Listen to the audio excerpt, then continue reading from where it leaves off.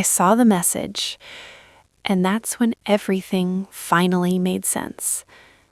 But the truth is, I already knew. Not in a loud way, not in a clear way, just in those quiet moments. The ones you try to ignore, the ones you push away because they don't feel good. Long before that moment, something in me knew. I just didn't want to admit it, because admitting it would mean losing him, and I wasn't ready for that. When I first met him, it didn't feel complicated. There were no mixed signals, no confusion. It felt easy, like everything just flowed. He was calm, confident, not loud, not trying too hard, just present. And that made me feel safe, like I could relax around him, like I didn't have to overthink everything. And for once, I wasn't anxious. I wasn't questioning anything. I was just there, happy. And I think that's what made it dangerous. Because when something feels that easy, you stop looking for problems. You stop questioning things. You just accept it.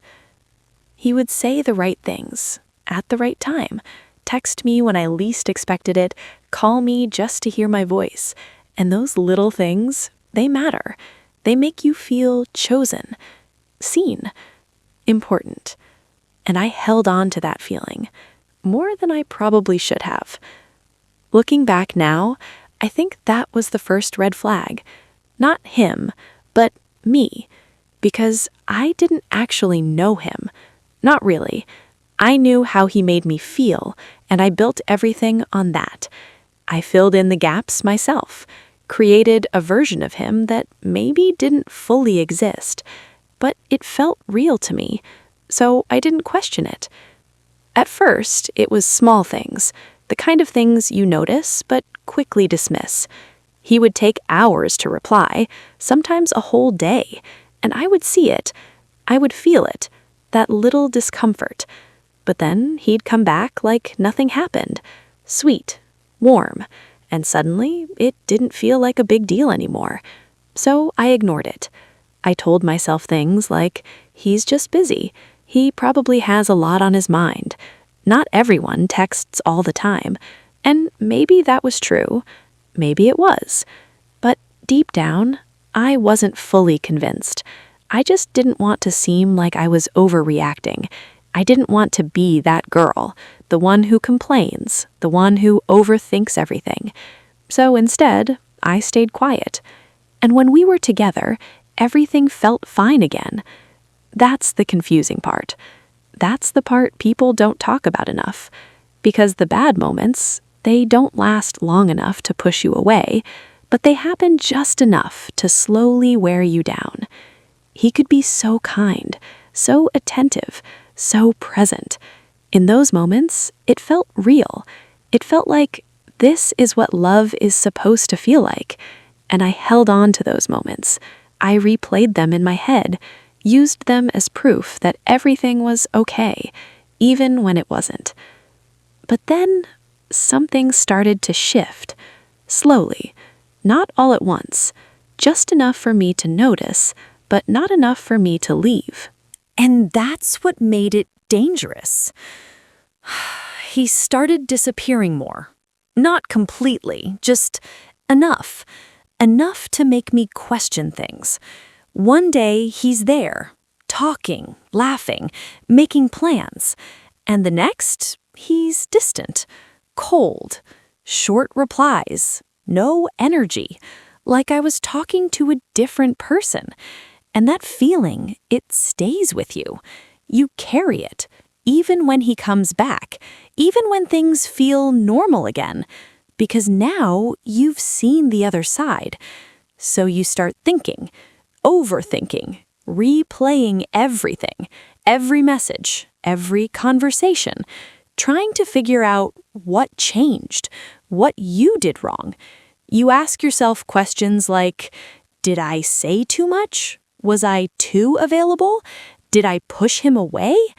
And slowly, you stop being yourself. You start adjusting, holding back, thinking before every message, trying to be perfect. And deep down, I knew something wasn't right. I felt it. That quiet voice in your head, the one that doesn't shout, but it doesn't go away either. Yeah, that one. It kept telling me, this isn't how it's supposed to feel. But I ignored it because I didn't want to lose him. I didn't want to start over. I didn't want to accept that maybe this wasn't what I thought it was. So I turned it on myself instead. Maybe I was the problem. Maybe I was overthinking. Maybe I was too sensitive. Maybe I just needed to be more patient, more understanding, less emotional. But patience doesn't fix confusion. It just stretches it. It gives it more time to grow. And the longer I stayed, the more I started losing myself. I wasn't the same anymore. I became someone who waits, someone who checks their phone too often, someone who reads into everything, someone who needs reassurance but is too afraid to ask for it. And the worst part? I knew this wasn't me. I could feel myself changing, but I didn't know how to stop it because I was already too deep. Then one night, everything shifted, and I can't even explain why. Nothing dramatic happened at first.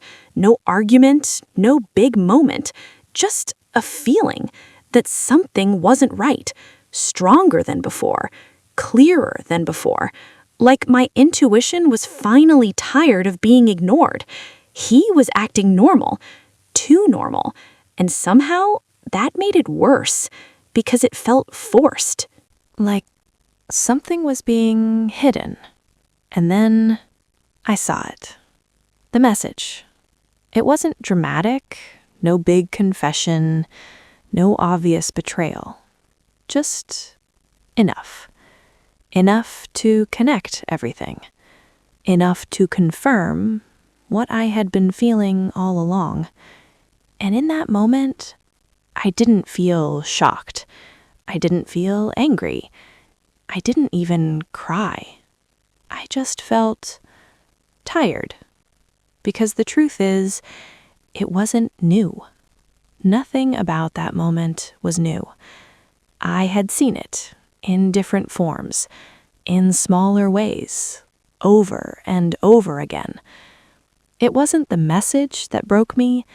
It was realizing I had been ignoring the truth the whole time. I just sat there, quiet, still, thinking about everything. Every late reply, every excuse, every moment I felt confused, but chose to stay anyway. And it hit me. None of it was random. None of it was just in my head. I wasn't crazy. I wasn't overthinking. I saw it from the beginning. I just didn't want it to be real. And that's the hardest part to accept. Not that someone hurt you, but that you helped them do it by ignoring what you already knew, by choosing comfort over truth, by staying when everything in you was telling you to leave. The truth is, red flags don't appear suddenly. They don't just show up one day. They're there from the beginning, in the little things, in the things we brush off, in the things we explain away. We see them. We always do. But when we're in love, we don't see them for what they are. We see them for what we hope they're not. And now, I keep asking myself, if I had listened earlier, if I had trusted myself, would anything be different? Or would I still choose him, knowing exactly how it ends? I don't know.